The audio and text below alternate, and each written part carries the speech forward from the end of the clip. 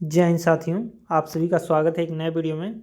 और आज की इस वीडियो में हम जानेंगे इलेक्ट्रिकल इंजीनियरिंग के मोस्ट इम्पॉर्टेंट क्वेश्चन के बारे में, जो क्वेश्चन कई बार रिपीट हो चुके हैं। पिछले प्रीवियस ईयर के कुछ क्वेश्चन हैं, सारे पेपर्स को मिला करके एनालिसिस करके मैं एक क्वेश्चन आपको दे रहा हूँ। क्वेश्चन काफ़ी सारे क्वेश्चन जो है सारे इंपॉर्टेंट हैं, ठीक है। तो किसी भी क्वेश्चन को आपको छोड़ के नहीं जाना है, सारे क्वेश्चन को आप पढ़ के जाएंगे। आपके एग्जाम में यहाँ से ज़्यादातर क्वेश्चन पुटअप होने वाले हैं, ठीक है।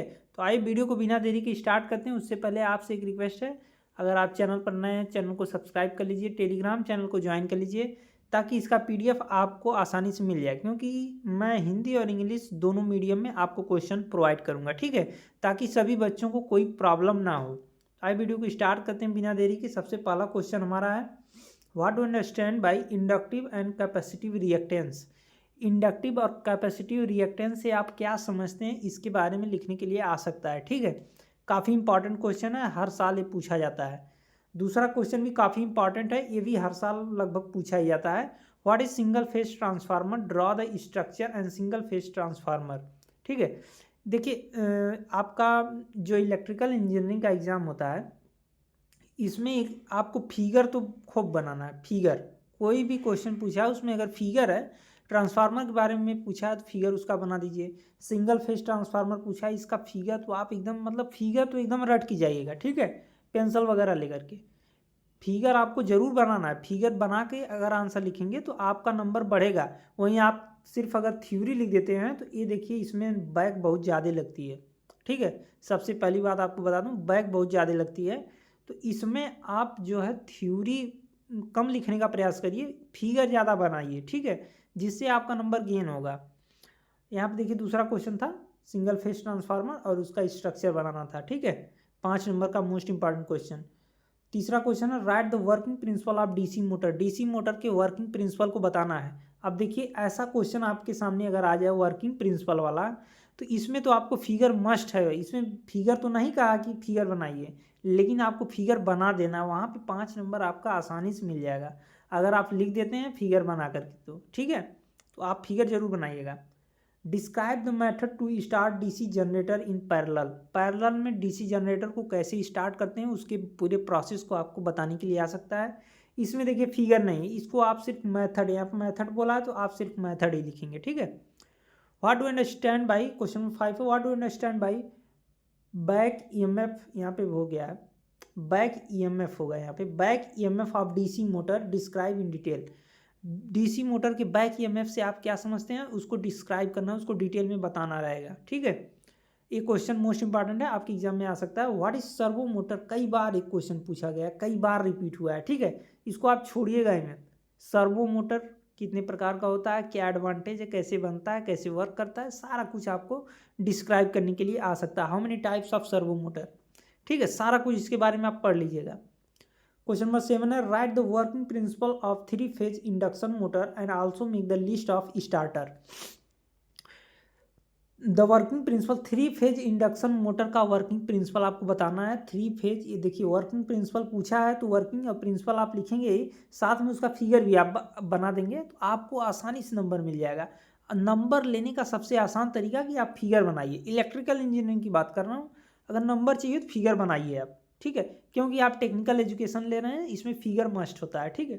Also make the list of starter, starter की लिस्ट बनानी रहेगी। Right short note on stepper and universal motor. Stepper और यूनिवर्सल मोटर पर शॉर्ट नोट लिखने के लिए 2-2 नंबर में पूछा जाता है। शॉर्ट नोट लिखने के लिए आ सकता है स्टेपर और यूनिवर्सल मोटर को, ठीक है। अब देखिए क्वेश्चन नंबर 9 है, most important question, what do understand by transformer losses. ये तो आप एकदम रट के जाएंगे, एकदम रट के जाएंगे।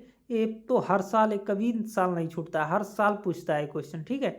How many types of transformer losses, what is transformer losses, सारा कुछ आपसे पूछेगा। रेडिएटिव लॉसेस, कई सारे लॉस हैं, आयरन लॉसेस, कई सारे लॉस हैं। सारे लॉसेस को आप पढ़ लीजिएगा, लिस्ट बना के लिख दीजिएगा, आसानी से आपको नंबर 5 नंबर यहाँ पे मिल जाएगा, ठीक है। ट्रांसफार्मर से मोस्ट इंपॉर्टेंट क्वेश्चन यही है। उसके बाद describe the open circuit and short circuit of transformer. Open circuit and short circuit test of transformer, इसको बताना रहेगा, डिस्क्राइब करना रहेगा। Write the principle, question number 11 है most important question, write the principle of DC generator and also write the important parts of DC generator. Working principle पूछा है तो figure must है, आप पहली बात नोट कर लीजिए, वर्किंग प्रिंसिपल पूछा तो फिगर आपको बनाना है, ठीक है। वर्किंग की अलग हेडिंग, प्रिंसिपल की अलग हेडिंग, कैसी किस प्रिंसिपल पर वर्क करता है, उसके बाद डीसी जनरेटर का इंपॉर्टेंट पार्ट्स, क्या क्या पार्ट्स इसमें यूज होता है, फिगर बना के आप नीचे पार्ट्स के नाम लिख दीजिए, आसानी से 5 नंबर यहाँ पे आपका मिल जाएगा। नंबर लेने का सिंपल तरीका मैं आपको बता रहा हूँ, एकदम एकदम सिंपल तरीका। देखिए आपके एग्जाम में डेरिवेशन भी एक आध दो पूछ लेता है कभी कभी। Derive the EMF equation of DC generator, काफ़ी इजी है, इसको आप आसानी से पढ़ सकते हैं, आपके सीरीज में दिया होगा या बुक में दिया होगा। डीसी जनरेटर का ईएमएफ इक्वेशन कैसे ज्ञात करते हैं, कैसे हम डिराइव करते हैं उसको, ठीक है, आप इसको पढ़ लीजिए। Right the working principle of AC series motor, AC series motor उतना इंपॉर्टेंट है नहीं, लेकिन कभी कभी ये भी पूछ देता है, AC series motor working principle, ठीक है। Draw its structure and write its uses, इसका स्ट्रक्चर ड्रॉ करना है और इसका यूज कहाँ पे यूज होता है इसको आप बताने के लिए आ सकता है, ठीक है। क्वेश्चन नंबर 14 है derive the EMF equation of alternator, alternator का ईएमएफ इक्वेशन डिराइव करने के लिए आ सकता है, व्युत्पन्न करने के लिए आ सकता है। कैसे ईएमएफ इक्वेशन ऑफ अल्टरनेटर हम कैसे निकाल सकते हैं, आपको निकालने के लिए आ सकता है, ठीक है, काफ़ी इंपॉर्टेंट क्वेश्चन है। क्वेश्चन नंबर 15 है describe the generated power supply bye pure capacitor is zero with the help of mathematical equation and phasor diagram. देखिए ये भी डेरिवेशन टाइप का ही है, इसको आपको अच्छे से तैयार कर लेना है, आपकी सीरीज में एक क्वेश्चन मिल जाएगा, कई बार पूछा गया, मैथमेटिकल इक्वेशन और फेजर डायग्राम के थ्रू आपको बताना रहेगा। क्वेश्चन नंबर 16 है describe the equation for regiment frequency in RLC series circuit. RLC series में इक्वेशन फॉर रेजिमेंट आपको फाइंड करना है, ठीक है, रेजिमेंट। उसके बाद क्वेश्चन नंबर 17 जो कि मोस्ट इंपॉर्टेंट क्वेश्चन है, right the difference between AC and DC current. AC और डीसी करंट में अंतर हर साल पूछता है, इसको तो आप एकदम रट के जाएंगे, एसी और डीसी करंट में अंतर क्या होता है, ठीक है, उसमें क्या क्या अंतर होता है, कहाँ पे यूज होता है, किस में यूज होता है, सब कुछ आप अच्छे से बता ले जाएंगे। और देखिए ये भी क्वेश्चन नंबर 18 मोस्ट इंपॉर्टेंट है, star and delta combination, star और डेल्टा कॉम्बिनेशन होता क्या है, इसमें अंतर क्या है, सारा कुछ आपको दिखने के लिए आ जाएगा। और इसका फिगर, स्टार और डेल्टा कॉम्बिनेशन का फिगर आप बना लेंगे, इस कॉम्बिनेशन कैसे स्टार वाला बनता है, कैसे डेल्टा वाला बनता है, ठीक है, सारा कुछ फिगर आप अच्छे से तैयार कर लेंगे। 5 नंबर में ये भी क्वेश्चन आता है। और यहाँ पे देखिए पीडीएफ मैं आपको टेलीग्राम पे प्रोवाइड करा दूंगा, टेलीग्राम चैनल का लिंक डिस्क्रिप्शन में, आप वहाँ से जाके ज्वाइन कर लीजिए, ठीक है, जिससे क्या होगा कि आपको हिंदी और इंग्लिश, देखिए नीचे हिंदी का भी क्वेश्चन है, मैं आपको हिंदी में भी प्रोवाइड कर दे रहा हूँ ताकि किसी भी बच्चे को कोई प्रॉब्लम ना हो, ठीक है।